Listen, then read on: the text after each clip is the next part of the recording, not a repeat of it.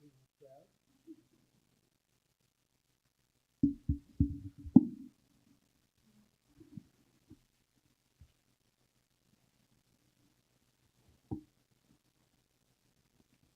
Lindsay. Nice to see you. And you'll like it. Good evening and welcome to this magnificent Iftar dinner, very special, as we honor the Islamic holy month of Ramadan. Let me begin by saying to our Muslim friends, of which I have many tonight, and I think we have many all over the world based on the results in Michigan, other places.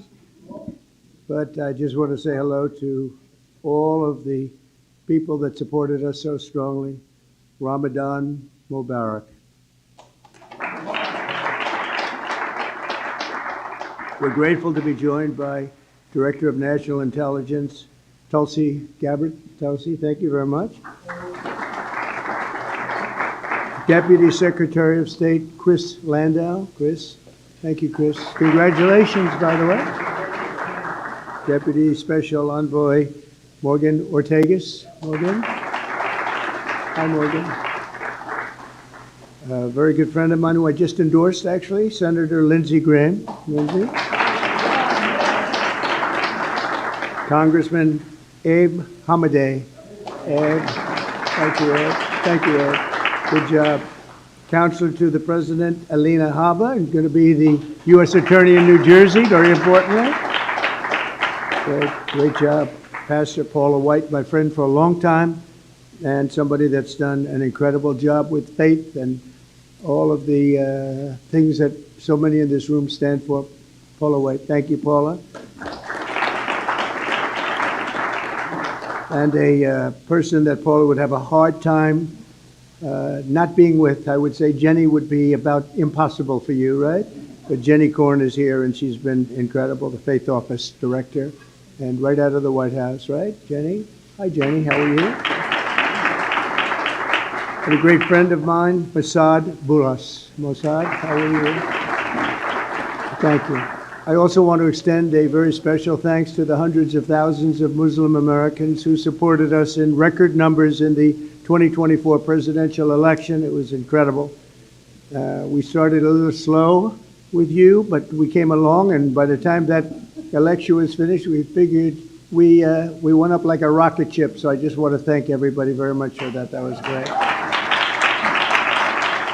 And in particular, I want to thank two great gentlemen, the mayor of Hamtramck, Michigan. Hamtramck, how are you, Mr. Mayor? And he's done a great job as mayor, and he's done a great job with his support of us, and Mr. Amr Galib, and thank you very much. You was such a tremendous endorsement right at the right time. Your timing was excellent. Thank you very much. And you'll be the next ambassador to Kuwait, and you're going to have a great time with Kuwait. Wonderful people, and it's a great place, so congratulations, really terrific. You're going to love them, and they're going to love you. And they're going to love you. Thank you very much. Congratulations to, as well as the mayor of Dearborn Heights, Mr. Bill Bazzi. Bill, good job, Bill. And Bill actually is going to be the next ambassador to Tunisia, and that's big stuff. Those guys, you're very upwardly mobile. You're doing very well. That's great. You're going to have a tremendous time, both great countries, and enjoy it. Every day we're keeping our promises to the Muslim community. My administration is engaged in relentless diplomacy to forge a lasting peace in the Middle East, building on the historic Abraham Accords, which everybody said would be impossible, and now we're going to start filling them out because, as you know, Biden did nothing to fill them out. He did absolutely. We had the four great countries, and nothing happened. Despite the importance of the Abraham Accords, but I have a feeling it's going to fill out very quickly. People are talking already about it. They should have had them long ago. It should have been done. We're rapidly defeating inflation by reducing energy costs and even slashing the price of eggs by 50%. Doesn't sound like much, believe me. You know, when I got here, I was in 1 week, and I was being hit by the fake news media. They were saying, egg prices have quadrupled. I said, I just got here. I didn't even know. I said, what's the problem with eggs? But the problem with eggs was Joe Biden. That was the problem. He let them get out of control.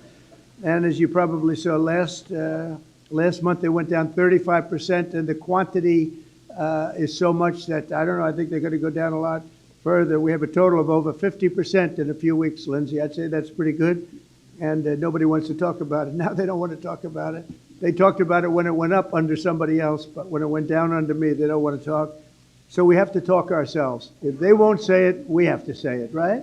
I learned that a long time ago. We're fighting for parents' rights and school choice, and we're stopping schools from indoctrinating children with transgender ideology, something which the people of this room are not happy about. I know that for a fact, and it's a shame what's happened, but we're turning it around and turning it around at levels that nobody can even believe.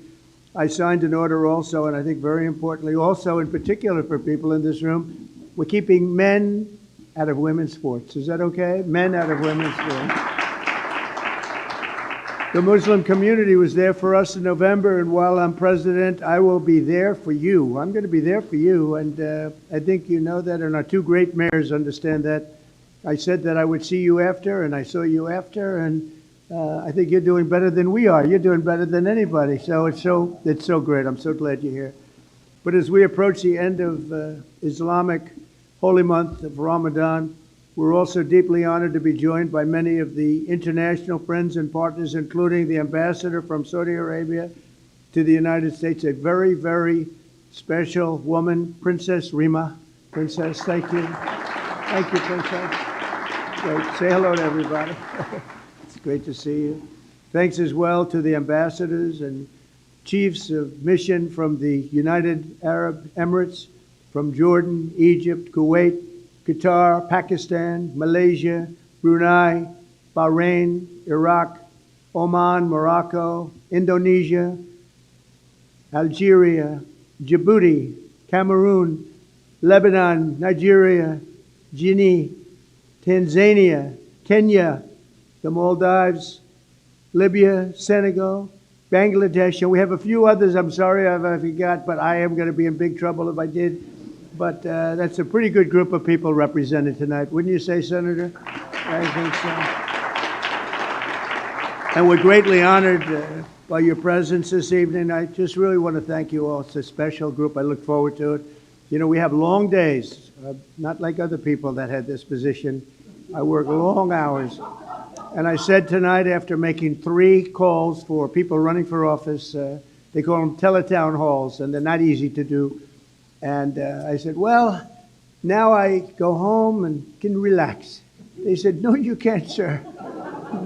You're seeing your friends from lots of different places, and that's okay. As soon as I found out who they were, I said, all right, that's okay. But Ramadan is a season of spiritual reflection and self-restraint.